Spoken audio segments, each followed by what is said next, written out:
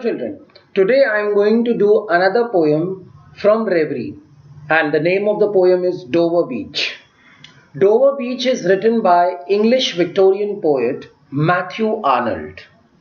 It is a dramatic monologue where the poet expresses his frustration and hopelessness of the modern chaotic world. He also expresses his view that this kind of situation, where there is neither joy, nor love, nor light, nor peace, nor help for pain, has been created by the decline of faith, religious faith to be precise. The poem begins with a straightforward description of nature and the speaker calling his beloved to see the beautiful sea and to hear the sound of the waves. The setting is inside a room, maybe a hotel, on the coast of the English Channel near the English town Dover. The speaker and his beloved are looking outside their window at the French coast across the sea. The poem begins with the calm, pleasant, and soothing description of Dover Beach. Now, children, Dover is a city in England that is famous for white cliffs. The beach lies between England and France. The poet is on the England side and is watching the coast of France, and the time is that of night. The sea is calm tonight. The tide is full. The moon lies fair upon the straits on the French coast, the light. It is the night time. The calm and quiet sea is filled with water at the time of high tide. The moon is shining brightly. See, he says the moon lies fair, means the moon is shining brightly upon the narrow English Channel.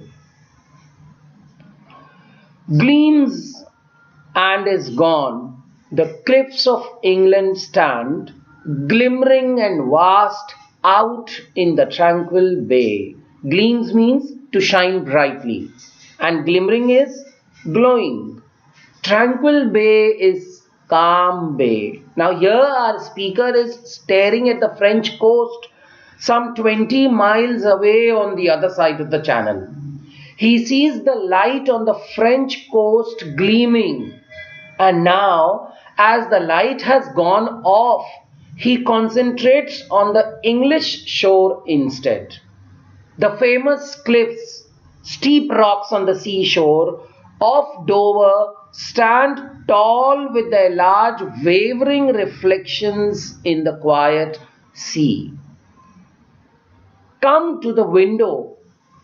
Sweet is the night air. Only from the long line of spray where the sea meets the moon-blanched land. Now here the speaker asks his mistress to come to the window to enjoy the sweet night air coming from where the sea meets the moonlit land of France. Listen, you hear the grating roar, grating means unpleasant sound, of pebbles which the waves draw back and fling at their return. Fling means to throw something forcefully. And fling at their return up the high strand. He now asks her to listen to the continuous and irritating, that is grating sound of the pebbles drawn by the waves. The waves are drawing the stones backward to the sea and then again fling them back onto high shore, strand on their return journey. Begin and cease. Cease means to stop. And then again begin with tremulous cadence. Tremulous means shaky and quivering. And cadence is what? Rhythmic movement. and bring the eternal note of sadness in, eternal, never ending. So the sound of the waves begins and stops, and again begins. The trembling rhythm continues slowly, but now it brings the eternal note of sadness. The monotonous rhythm of the waves makes the speaker depressed. The tone of the poem now changes from cheerful to melancholy. Sophocles long ago heard it on the Aegean, and it brought into his mind the turbid ebb and flow of human misery. We find also in the sound a thought, hearing it by this distant northern sea. The speaker is now reminded that Sophocles also heard the same sound sitting on the shore of the Aegean Sea. That brought to his mind, whose mind? Sophocles' mind, the picture of human sufferings like muddy water, turbid, going in and out, means ebb and flow. So here our speaker has also found a feeling of sadness, hearing similar sound beside the northern sea.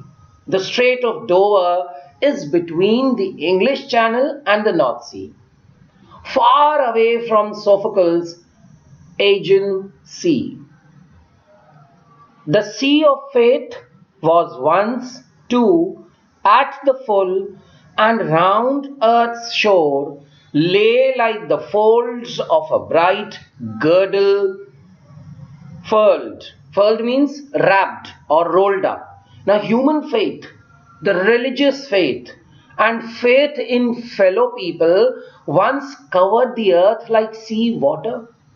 It was at its fullest as the tide is now. Faith covered the earth like the folds of a bright girdle folding well. But the comparison suggests that it was not loose but tightly attached to this world. It was the time when faith made everything easy and solved many problems, made people united and brought meaning to life. But now I only hear its melancholy, long withdrawing roar. Melancholy means gloomy, retreating, withdrawing to the breath of the night wind down the vast edges, drear and naked shingles of the world. Shingles, small pebbles lying along the shore. Now here the speaker regrets that those days are now past. Faith is fading away from the society just like the wave is from the shore. Now he only hears the sorrowful roar of the retreating steps of faith with the receding tides.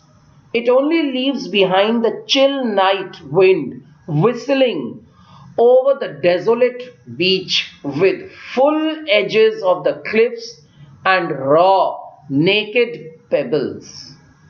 The poet here creates a fearful picture of the underlying nakedness of the colorful modern world.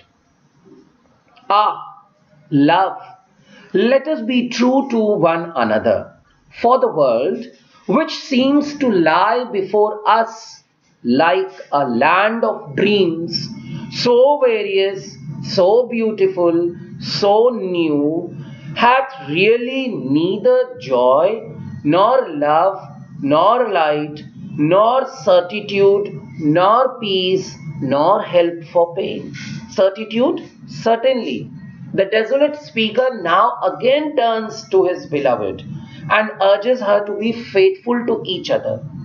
The dreamy modern world, which seems so beautiful with its varieties, is not really a source of joy, love, light, certainty, peace, or help for pain for the speaker. This chaotic artificial world doesn't induce much hope for him. And we are here as on a darkling pane, swept with confused alarms of struggle and flight, where ignorant armies clash by night. Now the speaker compares this world to a dark place where we are completely unaware of what we are doing. We are in a confused struggle, as if ignorant soldiers are fighting with each other in the darkness. This is Matthew Arnold's assessment of the morally corrupted modern world, full of vanity.